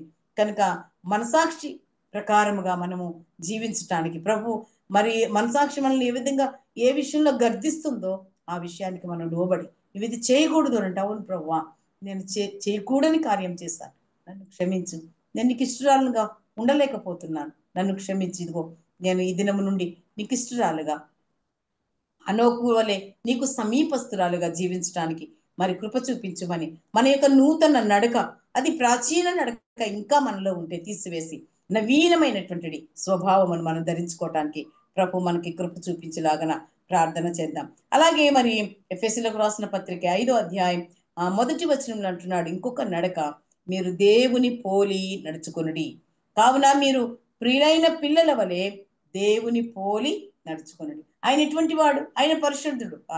పేతురు పత్రికలు అంటున్నాడు కదా, నేను పరిశుద్ధుడనైన ప్రకారము మీరును పరిశుద్ధులైండుడి అన్నాడు ప్రభు. ఆయన పరిశుద్ధుడు కనుక ఆయన మార్గంలో ఆయన బాటలో నడుస్తున్నటువంటి మనము పరిశుద్ధతను కలిగి ఉండాలి. పరిశుద్ధత లేకుండా దేవుని చూడలేం, మనం ఆయన సన్నిధిని చేరలేం మనం. కనుక మన జీవితాల్లో పరిశుద్ధత ఉండాలి, మన నడకలో పరిశుద్ధత ఉండాలి, మన నడక వంకటింకరగా ఉండకూడదు, మన నడకలో సత్క్రియ ఉండాలి, మన నడకలో వ్యక్తిగతమైనటువంటి కాన్షియస్ ఉండాలి. వ్యక్తిగతంగా మనము ఆ 7 లక్షణాలు కలిగి ఉన్నామో లేదో మనల్ని మనమే పరిశీలన చేసుకోవాలి. అలాగే మన ఆత్మీయ నడక ఎలా ఉంది? మన ఆత్మీయ నడకలో మరి 22, 24 ఎఫెసీ పత్రికలో 4వ అధ్యాయంలో చెప్పినట్టుగా ఒకవేళ ఇంకా ప్రాచీనమైనటువంటి స్వభావం ఇంకా మనలో ఉందేమో, అది తీసివేసి ఈ యొక్క నూతనమైనటువంటి నవీన స్వభావమును మనము ధరించుకోవటానికి ప్రభు మనకి కృప చూపిస్తూ ఉన్నాడు. అలాంటి భక్తి, అలాంటి యథార్థత, అలాంటి సమీపమైన ప్రభువుకు సమీపంగా వెళ్ళగలిగేటువంటి ఆ యొక్క స్థితి నీలో నాలో ఉందో లేదో మనలను మనమే పరిశీలన చేసుకుంటకే ప్రభు మాట్లాడుచు ఉన్నాడు. అలాగే మనము దేవుని పోలి నడుచుకోవాలి అని అన్నాడు కదా. కావున మీరు ప్రియులైన పిల్లల వలె దేవుని పోలి నడుచుకునుడి, ఎందుకంటే క్రీస్తు మిమ్మల్ని ప్రేమించి పరిమళ వాసనగా ఉండట కొరకై మన కొరకు తన్ను తాను బలిగా సమర్పించుకున్నాడు. అందుకే ఆయన తన్ను తాను దేవునికి బలిగాను అర్పణముగాను చెల్లించుకున్నాడు, సమర్పించుకున్నాడు, సజీవ యాగముగా సమర్పించుకున్నాడు. మరి నీవు నేను సువాసనలు రావాలని, ఒక మంచి పరిమళ వాసనగా రావాలని, మనలో నుంచి ఆ యొక్క మంచి వాసనలు వెదజల్లాలి. వాసనలు వెదజల్లాలంటే స్ప్రేలు కొట్టుకోవాలని కాదు కదా. మన యొక్క జీవితం ద్వారా, మన మాట ద్వారా, మన ప్రేమ ద్వారా, మన చూపు ద్వారా, మనం చేసే సహాయం ద్వారా, మన యాటిట్యూడ్ ద్వారా మనం ఎవరిని నొప్పించకుండా వారి కొరకు మన దగ్గర నుంచి సువాసనలు వెదజల్లబడాలి. అరే ఆమె వచ్చింది అని అంటే మనకి ఎంతో అంతో సహాయం చేస్తుంది. కష్టంలో ఉన్నవారికి, అనారోగ్య పరిస్థితుల్లో ఉన్న వారి దగ్గరికి వెళ్ళి మనం చేసే ఆ యొక్క సహాయమే సువాసనలు వెదజల్లుట. మనం చేస్తున్నామా? అలాంటి వారితో మనం సహవాసం కలిగి ఉంటున్నామా? అలాంటి వారికి సమీపంగా ఉంటున్నామా? లేకుంటే వాళ్ళకి ఏదో అయితే మనకెందుకులే అనుకుంటున్నామేమో. అలా అయితే మనము వంకర నడకలో ఉన్నటువంటి వారం. మనము వ్యక్తిగత నడకలో మన దగ్గర సహనము, ప్రేమ లేనటువంటి వారం, సమాధానం లేనటువంటి వారం, ఐక్యత లేనటువంటి వారం, దీర్ఘశాంతము లేనటువంటి వారం. అసలు ఈ లక్షణాలన్నీ కలిసి ఉంటే వాళ్ళు 100% దేవునికి ఇష్టమైన, సమీపంగా జీవిస్తున్న దేవునికి ఇష్టమైనటువంటి క్రైస్తవ వనితలు. మరి తర్వాత వెలుగు సంబంధుల వలె నడుచుకోవాలి అన్నాడు. ఎఫెసీ పత్రిక 5వ అధ్యాయం 8వ వచనంకి ఒకసారి వద్దాం. 5వ అధ్యాయం 8వ వచనం కిందే ఇక్కడే మాట్లాడు. మీరు పూర్వమందు చీకటి అయి ఇంటిరి, ఇప్పుడైతే ప్రభువునందు వెలుగై ఉన్నారు. అవును, మునుపు మనం చీకటిలో ఉన్నవారు, అయితే మీరు చీకటిలో నుండి ఆశ్చర్యకరమైన తన వెలుగులోనికి మిమ్మల్ని పిలిచిన వాని గుణాతిశయములను ప్రచురము చేయ నిమిత్తము అన్నారు. మునుపు మనం చీకటిలో ఉన్నటువంటి వారు, మునుపు అంధకారంలో ఉన్నటువంటి వారు, పాపపు ఊబిలో దిగబడిపోయినటువంటి వారు, ఏమాత్రము మనకు మంచి పేరు లేనటువంటి వారు, ఏమాత్రము తేజస్సు లేనటువంటి వారు, ఈ దినాన్ని ప్రభు యొక్క క్రీస్తు తేజస్సు మనలో ఉంటుంది. మన ముఖంలో ఆయన తేజస్సు ఉంటుంది. మనం ఎక్కడికి వెళ్ళినా క్రీస్తు పిల్లలముగా గుర్తింపబడుచు ఉన్నాం. మనకి ఒక ప్రత్యేకత ఉన్నది, లోకంలో ప్రత్యేకత ఉన్నది, కుటుంబాల్లో ప్రత్యేకత ఉన్నది, సంఘాలలో ప్రత్యేకత. క్రీస్తు వెలుగు నీ మీద, ఆయన తేజస్సు నీ మీద ప్రకాశిస్తుంటే మనలో ఏముంటుందండి? చీకటి ఉండదు. నీలో చీకటి ఎంత మాత్రము ఉండకూడదు. ఎందుకంటే మనము చీకటి సంబంధులము కాదు, మనం పగటి వారము, మనము రాత్రి వారము కాము, మనము చీకటి వారము కాము, మనము అంధకార సంబంధులము కాము ప్రియులారా. అందుకే మనము వెలుగు సంబంధులము అన్నాడు. ప్రభువునందు వెలుగై ఉన్నారు. వెలుగు ఫలము సమస్త విధములైన మంచితనము, నీతి, సత్యమను వాటిలో కనబడుతున్నది. ఎట్లా కనిపిస్తుంది అంటండి? మన యొక్క వెలుగు ఎక్కడ కనిపిస్తుంది? మంచితనంలో కనిపిస్తుంది, నీతిలో కనిపిస్తుంది, సత్యంలో కనిపిస్తుంది. అంటే సత్యము అంటే క్రీస్తును ధరించటమే సత్యం. ఆయన క్రీస్తు మనలో ఉంటే మనం అబద్ధాలు ఎప్పుడు చెప్పలేం. మనం సమాధానం కలిగి ఉంటాం. ఇంకేం కలిగి ఉంటాం? మంచితనము కలిగి ఉంటాం. మంచి మాట వెండి పళ్ళెంలో పెట్టిన బంగారు తలము వంటిది అంట. మంచి మాటలు మాట్లాడాలి. చెడు మాటలు మన నోటిలో నుంచి రాకూడదు. హృదయం నిండి ఉండి దాన్ని బట్టి నోరు మాట్లాడుతుంది. మనలో మంచితనం ఉండాలి, మంచి మాటలు రావాలి, ఇంపైన మాటలు రావాలి, ఆయనకి ఇష్టమైన మాటలు రావాలి. ఇతరులను నొప్పించే మాటలు మాట్లాడకూడదు. కొంతమంది మాట్లాడితే పిడిబాకులు లాంటి మాటలు మాట్లాడతారు, హృదయంలో గుచ్చుకొని పోతుంది. అబ్బా ఎంత మాట అన్నది నన్ను అని బాధపడే సందర్భాలు ఉంటాయి. అసలు మొహం కూడా చూడకుండా మాట్లాడేస్తారు. ఏం మాట్లాడుతున్నారో వాళ్ళకే అర్థం కాదు. అరే నేను మాట్లాడే మాట వలన ఎదుటి వ్యక్తి ఎంత బాధపడుతుంది కదా, మనం ఇలాంటి మాటలు మాట్లాడకూడదని విచక్షణను కోల్పోయి మాట్లాడే క్రైస్తవులు కూడా ఉన్నారు. విచారం ఏంటంటే మనము చేయకూడని కార్యాలు మనము చేస్తున్నాం, మనము మాట్లాడకూడని మాటలు మనము మాట్లాడుతున్నాం. ఇది దేవునికి ఇష్టమైనది కాదు. అందుకే మనం ఎలా ఉండాలంట? మంచితనమును, నీతి, సత్యమును వాటిలో కనబడదు. వేటిలో? వెలుగులో కనిపిస్తుంది. నీవు వెలుగు సంబంధివా? అయితే నీలో ఈ మంచి లక్షణాలు కనిపించాలి. ఒకవేళ నువ్వు అంధకారంలోనే ఉన్నావా? అయితే నీలో ఈ మంచి లక్షణాలు ఏవి కూడా కనిపించు. అపవాది వేసే అగ్ని బాణములు నీలో పని చేస్తూ ఉంటే ఆ అగ్ని బాణాల్లో ఎంజాయ్ చేయొచ్చు. కానీ అపవాది వేసే అగ్ని బాణమును ఎదిరించే శక్తిని, సామర్థ్యమును క్రీస్తు పిల్లలమైన మనము కలిగి ఉండాలని ప్రభు పేరిట మనవి చేస్తూ ఉన్నాను. మరి ఒక మాట ఏంటంటే మీరు జ్ఞానుల వలె కనబడాలి, నడుచుకోవాలి. మీరు దినములు చెడ్డవి కనుక, అక్కడే 15వ వచనంలో అంటాడు, 5వ అధ్యాయం 15వ వచనంలో, దినములు చెడ్డవి గనుక సమయమును పోనీయక సద్వినియోగపరుచుకుంటూ అజ్ఞానుల వలె కాక జ్ఞానుల వలె అన్నాడు. అంటే సమయాన్ని వృధా చేసే వాళ్ళందరూ ఎవరు? అజ్ఞానులట. మరి మనం సమయాన్ని అసలు గాస్పుల్ అసెంబ్లీలో ఉన్నవాడైతే అసలే సమయాన్ని వృధా చేయరు. ప్రతి మీటింగ్కి అటెండ్ అవుతారు, ప్రతి జూమ్లోనూ ఉంటారు, ప్రతి ఒక్క ఆరాధనలోనూ ఉంటారు. అన్ని ఎక్కడికి వెళ్ళాలన్నా, గ్రూప్గా వెళ్ళాలన్నా, గృహ దర్శనాలు చేయాలన్నా, మరి వేరే స్థలాలకు వెళ్ళాలన్నా, ఎంత చక్కని అన్యోన్యత, ఐక్యత, అది ఆత్మ కలిగించే ఐక్యత సంఘంలో ఉన్నట్టుగా ప్రభు మరి చూపిస్తూ ఉన్నాడు. అందుకే అంటున్నాడు, దినములు చెడ్డవి కనుక సమయమును పోనీయక సద్వినియోగపరుచుకొంచు ఎలా ఉండాలంట? అజ్ఞానుల వలె కాక జ్ఞానుల వలె నడుచుకుని అన్నాడు. ఇది ఎంత మనం నడక, మన క్రైస్తవ నడక ఎలా ఉండాలో ఈ దినము ప్రభు మనతో మాట్లాడుచున్నాడు. అజ్ఞానులు వెళ్ళిపోతున్నట్టుగా ఈ చెడ్డ దినాల్లో ఉన్నామని చెప్తున్నాం, కానీ మనం జ్ఞానమైనటువంటి నడకలో నడుస్తున్నామా? చాలా భయానకమైన సంఘటనలు లోకంలో జరుగుతున్నాయి. ఏవేవో మనకి హానిని కలిగించేవి, లేదా సువార్త ప్రకటన చేయటానికి ఆటంకంగా మారే కొన్ని చట్టాలు కూడా వస్తున్నాయి. అయినా ప్రభు, ఆయనకు అసాధ్యమైనది ఏది లేదు. ఆయన వాక్యం ఇంకా ఏ మారుమూల గ్రామానికి వెళ్ళలేదు, ఇంకెవరి మనసులో ఆ విత్తనము పడలేదు, అది పడే పర్యంతము ప్రభు మనల్ని నడిపిస్తూనే ఉంటాడు, మన కొరకు మార్గంను సరళపరుస్తూనే ఉంటాడు. ఎన్నో ఆత్మలు చేర్చబడుతున్నాయి, హతసాక్షులుగా మార్చబడుతూ ఉన్నారు. హతసాక్షుల గుంపులో ఉంటే చాలా సంతోషమే, మనకు అంత ధన్యత ఉందో లేదో తెలియదు. కానీ హతసాక్షులుగా మార్చబడుతున్నవారు, వారి ఒక్క రక్తపు బొట్టు చిందిస్తే కొన్ని వందల రక్తపు బొట్లు లేస్తున్నాయి. కొన్ని వందల మంది మరి ప్రభువుని అంగీకరిస్తూ ఉన్నారు. ఎంత అణిచివేతకు గురి అవుతున్నామో అంతగా హెచ్చైన రీతిలో అనేక మంది ప్రభువును అంగీకరిస్తూ ఉన్నారు. కనుక ఈ చెడ్డ దినంలో మనం ఉన్నాం. దినములు చెడ్డవి అంటున్నాడు. ఈ చెడ్డ దినాల్లో మనం ఉంటున్నాం, కడవరి దినాల్లో మనం ఉంటున్నాం, రాకడి దినాల్లో మనం ఉంటున్నాం, ప్రభు సమీపంగా ఉన్న ఈ దినాల్లో మనం ఉంటున్నాం. కనుక అసలు నీ జీవితం, నా జీవితం ఆయనకు మరి విలువైనదిగా ఉందా, లేకుంటే ఇష్టమైనదిగా ఉందా, లేకుంటే అజ్ఞానుల వలె ఒకవేళ మనం సమయాన్ని వృధా చేస్తున్నామా? ప్రార్థనా సమయం వృధా చేస్తున్నామా?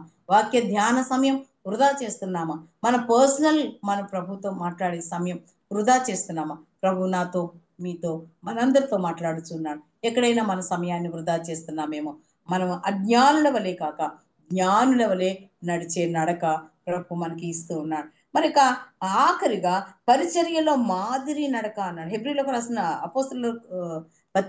అపోస్తలుల గ్రంథము, అపోస్తల కార్యముల గ్రంథము 20వ అధ్యాయం 18 నుంచి కొన్ని వచనాలు చూద్దాం. 20వ అధ్యాయం 18 నుంచి కొన్ని మాటలు చూద్దాం. చూడండి, నేను ఆసియాలో కాలు పెట్టిన దినము నుండి ఎల్లకాలము మీ మధ్య ఎలాగూ నడుచుకుంటునో మీరు ఎరుగుదురు.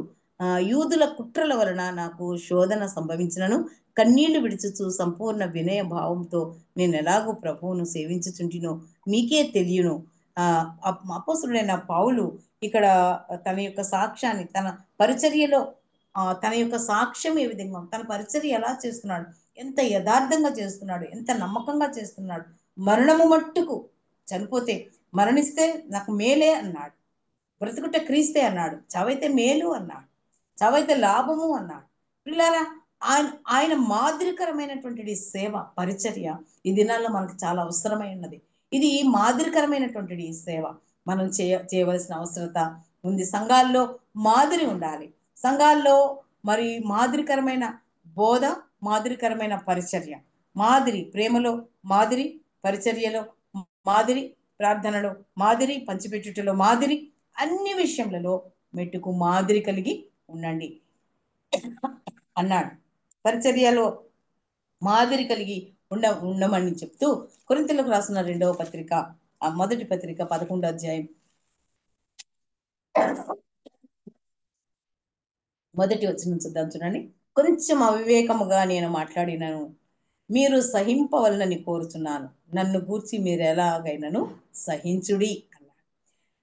నన్ను గూర్చి మీరు సహించండి అని ఎందుకన్నాడంటే, ఆయన ఉన్నది ఉన్నట్టుగా ఒక విశ్వాసి ఎలా జీవించాలో, తను ఎలా జీవిస్తున్నాడో పౌలు గారు చాలా స్పష్టంగా కొరింథీ సంఘంతో మాట్లాడుతున్నాడు. అంత వివరణ నేను ఇవ్వను, కానీ కొంచెం అవివేకముగా నేను మాట్లాడినను మీరు సహింపవలనని కోరుచున్నాను. ఒకవేళ సంఘ పెద్దలు, దైవజనుడు మనల్ని సరిచేస్తూ మన మన యొక్క ఆ, నా జీవితాన్ని పరిశుద్ధాత్ముడు బట్టబయలుగా ఒకవేళ ప్రసంగంలో నాతో మాట్లాడుతుంటే నేను దాన్ని అంగీకరించాలి. ఒకవేళ సేవకులు నా కోసమే చెప్తున్నారని మనం ఇప్పుడు కూడా అనుకోకూడదు. ఎందుకు అనంటే దేవుడు మన మన పక్షంగా మాట్లాడుతున్నాడు, మనల్ని సరిచేయటానికి మాట్లాడుతున్నాడు. దైవాసక్తితో మీ ఎడల ఆసక్తి కలిగి ఉన్నాను, ఎందుకనగా పవిత్రురాలైన కన్యకగా ఆ పవిత్రురాలైన కన్యకగా ఒకడే పురుషునికి అనగా క్రీస్తునకు సమర్పింపబడినని మిమ్మల్ని ప్రదానము చేసుకున్నాను. కానీ సర్పము కుయుక్తి చేత మనలను పడవేస్తూ ఉంది, సారికి పడవేస్తూ ఉంది. అప్పుడు ఎవరు మాట్లాడతారు? దేవుని వాక్యం సేవకుల ద్వారా మనకు అందించబడచ్చు. సేవకులు మనల్ని సరిచేస్తారు. ఒకవేళ వాళ్ళేమి మనల్ని ఉద్దేశించి మాట్లాడారు, కానీ దైవావేశం వలన దేవుని లేఖన భాగాలు మనతో మాట్లాడుతుండగా మనలను మనమే సరి చేసుకోవాల్సిన అవసరత ఎంతైనా ఉందని ప్రభు పేరిట మనవి చేస్తూ ఉన్నాను. హానోకు దేవునికి ఇష్టునిగా జీవించాడు. హానోకు దేవునికి సమీపంగా జీవించాడు. హానోకు దేవునితో కూడా నడిచాడు. హానోకు దేవునితో నడిచాడు గనక ఆయన దేవునికి ఇష్టుడైన వాడిగా పేరు తెచ్చుకున్నాడు. నూతన నిబంధన గ్రంథంలో ఎఫ్ఎస్సి పత్రిక ద్వారా మనము సమీపంగా ఎలా నడవాలి, నూతన నడకలో ఏమేమి ఉంటుందో మరొకసారి ఒక మాటలో చెప్పి దీనిని ముగింపునకు వస్తాం. ఎందు నడవాలి, సత్క్రియలందు న్యాయంగా నడుచుకోవాలి. వ్యక్తిగతమైన నడకలో 7 అంశాలు ఇదే 4వ అధ్యాయంలో మనం ధ్యానము చేస్తాం. అలాగే ఆత్మీయ నడకలో మన యొక్క మన స్థితి ఎలా ఉంది? దేవుని పోలి మనము నడుస్తున్నామా? దేవుని పోలి నడుచుకొనుడి, దేవుని పోలిన నడక. 5వదిగా వెలుగు సంబంధులుగా మనము నడవాలి. 6వదిగా జ్ఞానుల వలె మనం నడవాలి.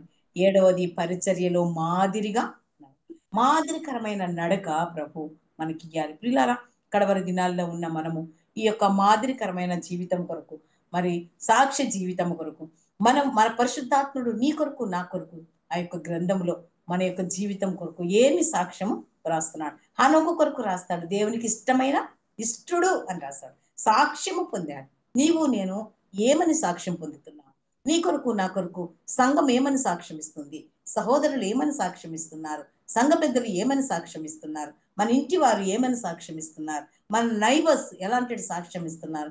పేరుకు క్రైస్తవురాలుగా ఉండి ఒకవేళ మనము చేదైన ఫలాలను కనుక ఫలిస్తున్నామేమో. అందుకే కాయవే చెట్ట కమ్మని కాయలు అన్నాడు, పండవే తోట కమ్మని ఫలాలు అన్నాడు. చేదైన ఫలాల చేత ఒకవేళ నింపబడి నేను చాలా ఫలాలు ఫలిస్తున్నామని అనుకుంటున్నామేమో, కానీ ఒకవేళ ఆయన గొడ్డలి వేరునే పెట్టి ఉన్నదేమో. మన నడక సరిచేయటానికి ప్రభు ఈ దినాన్ని మాట్లాడుతున్నాడేమో. మనలో ఇంకా ఏమైనా తప్పిదములు, ఏమైనా ఆయనకు ఆయాస్కరమైన మార్గాలు, ఇష్టం లేని కార్యాలు ఉంటే ఈ కడవరి దినాల్లో ఆయన సన్నిధికి వస్తాం. ప్రభా, నాలోనికి ఇష్టమైన మార్గం ఏదైనా, ఇష్టం లేని కార్యం ఏదైనా, ఆయాస్కరమైన మార్గం ఏదైనా ఉంటే నా నుండి తీసివేయి ప్రభా, నన్ను సరిచేసి వాడుకో ప్రభా అని మనమే ఆయనకి సరెండర్ అయితే ఆ నోకును చేర్చుకున్న ప్రభు, ఆ నోకును ఇష్టపడిన దేవుడు ఇది నిన్ను నన్ను కూడా ఇష్టపడుతున్నాడు.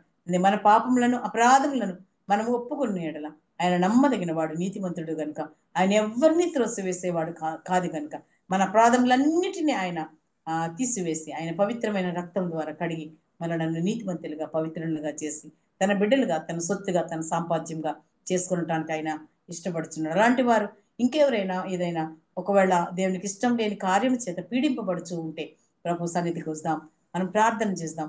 ఆయన నమ్మదగిన దేవుడు, ఆయన చేర్చుకునేవాడు, ఆయన క్షమించేవాడు, ఆయన ఇష్టపడేవాడు, ఆయన మనలను ఆశీర్వదించే దేవుడు కనుక ఈ మాటల ద్వారా ఒకరినొకరు ధైర్యపరుచుకుంటూ సరి చేసుకుంటూ ఆయన సమీపముగా వస్తాం. ప్రభు ఈ మాటలను మన కొరకై దీవించునుగా. చిన్న మాట ప్రార్థన చేసుకుందాం. కరుణా సంపన్నుడైన మా తండ్రి, ఇంతవరకు నడిపించిన ప్రభువా నీకే వందనాలు. మీరు మాతో మాట్లాడారు నాయన.